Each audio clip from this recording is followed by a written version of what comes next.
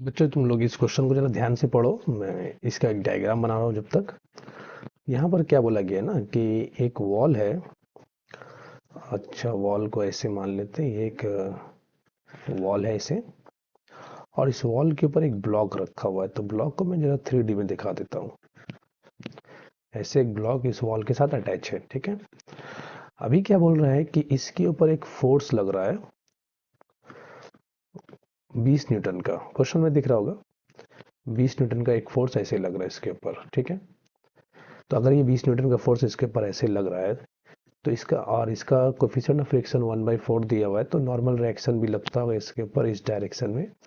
तो normal reaction force कितना लगेगा?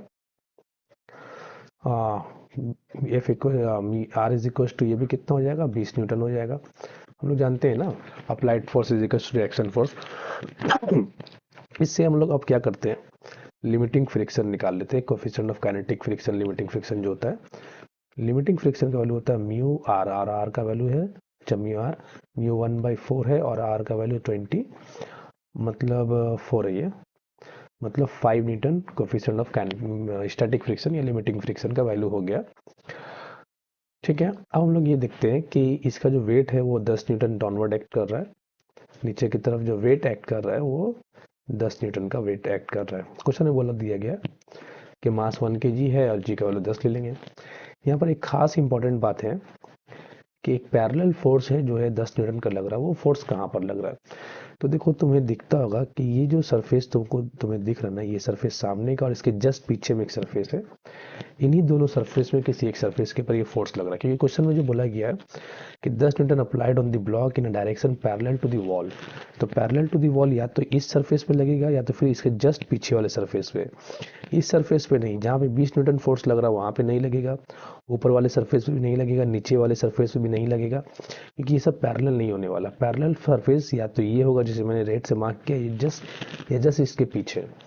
तो अगर ये सरफेस होगा तो ये फोर्स 10 न्यूटन और वो फोर्स 10 एक दूसरे के परपेंडिकुलर रहेगा।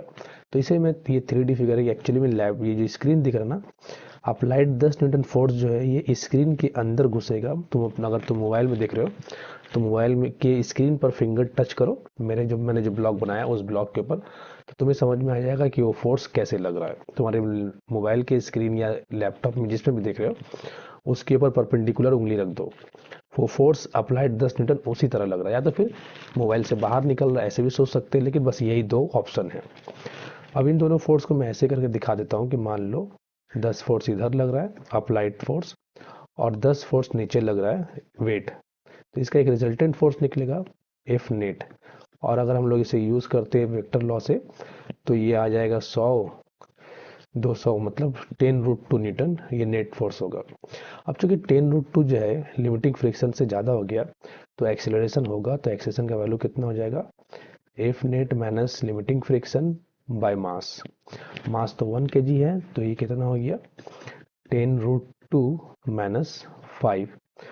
ये लगभग हो जाएगा 10√2 14, मतलब 9 पॉइंट के आसपास चलेगा। ये 9.9 कैलकुलेट कर लेते हैं, 1 मिनट। तो ये होगा 9.14 मीटर पर सेकंड स्क्वायर। ये एक्सीलरेशन होगा इस ब्लॉक का, ठीक है। चलो।